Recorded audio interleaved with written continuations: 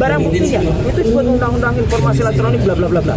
Mohon maaf sekali lagi, saya ikut merumuskan undang-undang informasi dan transaksi elektronik. Jangan sembarangan menggunakan pasal itu untuk mempidanakan. Dalam undangan itu tidak ada juga siapa terlapornya. Padahal kan sudah disebut mana-mana sudah ember tuh ya. Lawyernya mengatakan terlapornya adalah ini. Tapi dalam surat itu nggak ada. Jadi kalau dalam surat itu nggak ada, kita nggak wajib itu melakukan klarifikasi. Pelapornya ada, jodoh, ya. Pasal-pasalnya banyak banget gitu. Tapi terlapornya nggak ada. Nah, terlapornya penting ya teman-teman. Jangan asal mau kemudian diambil keterangan. Kalau ternyata terlapornya itu saudara kita sampai dengan 3 tahap, kita nggak wajib memberikan karena bisa jadi kita nanti nggak diakui keterangan kita karena itu saudara. Apalagi yang terlapor itu misalnya kita sendiri, ya. Jadi kita nggak usah kasih jawaban karena kita berhak untuk diam, berhak untuk tidak memberikan keterangan. Kalau memang itu tidak tertulis, jadi terlapornya tidak ada. Ini penting banget ya, terlapornya. Yang kedua adalah locus delicti dan tempus delicti 26 Maret itu saya berpegang ke sini. Jadi kalau bukan itu yang ditanyakan, saya keberatan untuk jawab. Kemudian satu lagi adalah barang buktinya itu disebut undang-undang informasi elektronik bla bla bla bla. Mohon maaf sekali lagi, saya ikut merumuskan undang-undang informasi dan transaksi elektronik. Jangan sembarangan menggunakan pasal itu untuk mempidanakan orang.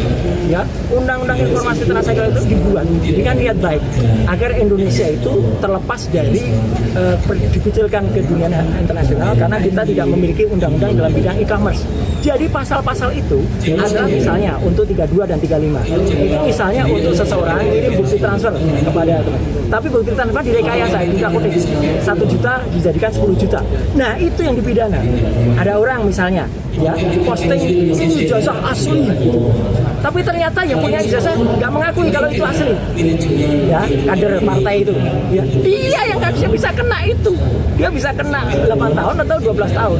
Sedangkan Dr. Rismo, Pak saya tidak melakukan apapun terhadap barang elektronik dan yang penting barang elektroniknya nggak ada. Jadi dokumennya saya tadi tanya, mana dokumen yang dilaporkan? Nggak ada, Pak. Loh, kalau nggak ada ya gimana penyidik? Gitu loh. Kenapa nggak ada dokumen elektronik? Ini undang-undang informasi dan transaksi elektronik.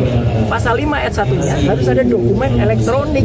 Jadi kalau dokumen elektroniknya nggak ada, sama saja dengan kita tiba-tiba Bang Rustam ini tiba-tiba dituduh melakukan pembunuhan. Tapi mayatnya nggak ada.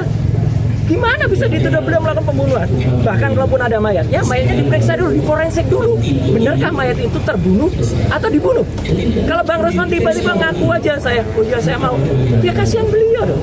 Jadi saya ngajak teman-teman untuk lebih berpikir ya, termasuk juga penyidik ya. Jangan Anda mau ya diminta untuk mencantumkan pasal-pasal yang bukan peruntukannya gitu loh.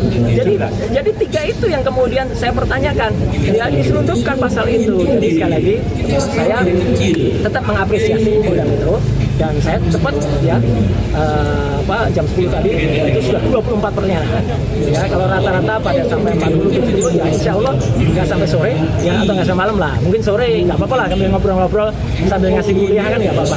Jadi kita ngasih kuliah tentang undang-undang ITE tadi di dalam itu, ini naskah akademiknya ini harusnya pasal ini digunakan siapa itu. Jadi itu yang benar, jangan asal kita orang tuh harus tahu hukum, tapi jangan sampai orang itu kemudian dipaksa untuk menjalankan hukum yang tidak pada semestinya. Itu saya kira. Pak Roy, kan tadi kan juga disebutkan